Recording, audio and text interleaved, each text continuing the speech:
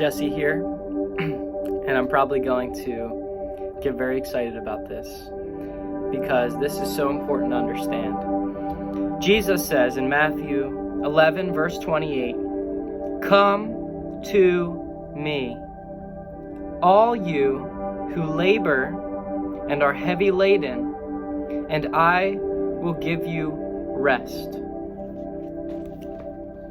In the next verse, Jesus talks about this rest as rest for the soul. But first, he says, "Come to me.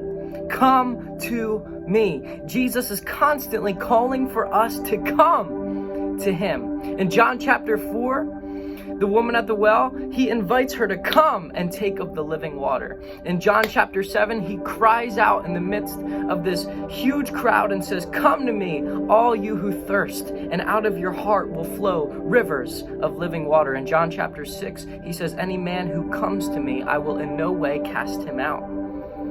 Revelation chapter 22, the last book in the Bible, it says, "Come, everyone who thirsts, come, take the water of life without price." In Isaiah 55, it says, "Come, everyone, come, buy and eat." God is calling us to come. To come is to go from where you are and to enter into another place. Jesus wants us to enter in to where he is. It says, "Come to me." Come to me. And the word come literally means come and continue to come. Come and continue to come into his presence. Come to the person of Jesus. Come at his feet. It says that the people would lay at his feet and come into the throne room of grace, which is where his presence is open constantly. But it says, "Come to me, all you." This is the person that it's describing that can come and will come to this Jesus. It says, "Come to me, all you." He's speaking to a crowd who are weary and heavy laden, and I will give you rest. So the people that are going to come to Jesus are the people that are weary and heavy laden. Do you ever feel weary in life? Do you ever feel weary with the tasks at hand that you have to get through each day? Do you ever feel weary with your family situation? Do you feel weary in not knowing the future? Do you feel weary maybe with your own job?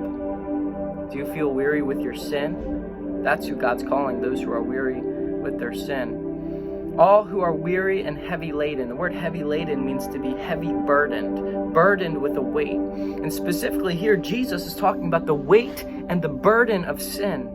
Man, people are burdened by their own sin. They don't know how to solve the issue. They're in bondage. And some people are so used to being in bondage, they don't even recognize that they're in slavery. The Bible says that there is no rest in Isaiah. In the book of Isaiah, there is no rest for the wicked. And again in Isaiah, it says there is no peace for the wicked. And so this weariness and this burdening is actually a picture of Romans chapter 7, when Paul talks about how we're weary when we see the commandments that we could never keep. And so Paul in anguish cries out and says that he cannot keep the commandments. And then he says, "Who will deliver me from this body of death?" You see, each one of us has a body of death that we are attached to. It's called the flesh. And there's a war between the flesh and the spirit. And so to understand the body of death, here's an analogy. This is what the Romans actually used to do. And this is what Paul's referring to in this time. Back in the day, the Romans would actually torture criminals. Listen to this.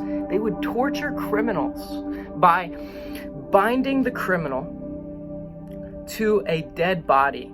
They would put shackles and chains around this dead body, and the dead body would have to bear the weight and the stench of this dead person. And so the criminal would be tied face to face, staring at a dead person. And eventually they'd be roped together with this person. They would have to walk around with the dead person connected to them. And the criminal would eventually die because of the dead body would start to infect the criminal who was on charge to die. And that was how the criminals would be executed back in the Roman days. And so Paul says this is just like every one of our lives. We are in bondage to sin, in bondage to the flesh. And who is going to deliver us from this body of death that's attached to us, that's eating us up from the inside out and killing our very lives, holding us in bondage to sin? Then Paul says in the next verse, he says, I thank my God through Jesus Christ. You see, the answer is not how do you get delivered, or what steps do I take to get delivered? The answer is a person. That's why Paul says, who will deliver me? And the answer in the next verse is Jesus. Jesus, he says, I thank Jesus. And now I can serve God with my spirit. And Jesus in Matthew 11:28 is the answer. It says, come to me.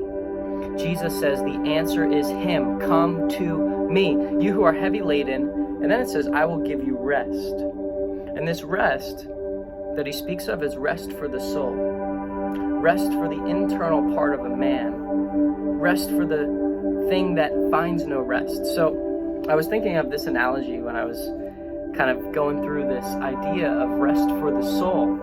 And I remembered that I used to play football back in the fields right behind my house. I live in Linwood. And the fields right behind my house is played football in 4th grade. It was called Pee Wee League, okay? And that was a really frustrating year for me because I was really fast. I was not very strong. I was pretty skinny, but every time I would want to play in the game, they would put me outside on the bench. So I would have to sit on the bench while the rest of the team is going forth, going against each other in the middle, trying to get the touchdown, playing defense, special teams are out. And I'm sitting on the bench, just kind of clapping my way through. And so the thing is my physical body was at rest. I wasn't playing in the game. I was on the bench and I didn't have to do anything.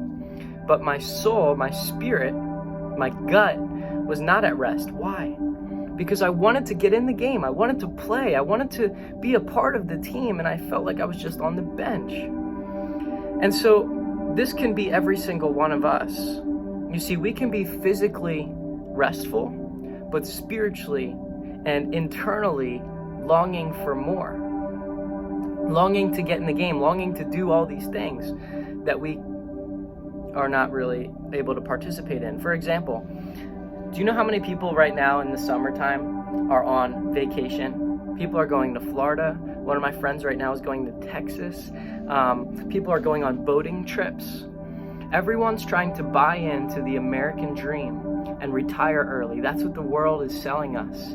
This retirement plan, this, take it easy when you get older because, you can have fun and it's summertime. But you know what? None of these physical rests ever solve the rest for the soul. The Bible says that the soul, it says in Romans 8 that the flesh cannot please God. In Romans 8, that's what it says. And so the soul is trying to constantly earn God's love when God's love is a free gift that cannot be earned, that is given to us through the cross. That's why Jesus says, it is finished. The debt has been paid. So now, as Christians, we can rest in his love and in his forgiveness. Not trying to earn God's love, but realizing I've already received God's love. And now, if I do want to get in the game, or if I do want to sit on the bench, whatever state I'm in, I have learned to be content. I have learned to be at peace. Why? Paul says in Philippians, he says, no matter where I am, I've learned to be content. Because you know what? It's Christ who strengthens me. It's Christ who sustains me. I've counted everything as rubbish compared to the surpassing worth of knowing Jesus Christ, my Lord. And that's the key. That's the key to life. It's to come to Jesus. Jesus is open invitation always. Will you come to him today? Will you get alone with him today? He cannot force you to get alone with him. In Romans 3 verse 20, Revelation 3:20, it says, behold, I stand at the door and knock. And if anyone opens the door, I will come in and sup with him. He's standing at the door. Jesus is a gentleman. I remember when I was younger, my grandma would always train me to hold the door for girls and to be a gentleman and use manners. Why? Because that's the respectful way to show, love to someone or to show care for someone. And Jesus is the same way. He's not going to just force himself on you, but he's going to knock and prod and beg and yearn for you, and it's up to you to open the door. So will you do that today? Will you accept salvation today? Or will you maybe just, as a Christian, take the next step into getting alone with him? Come to me, all you who are heavy laden, and I will give you rest. Thank you.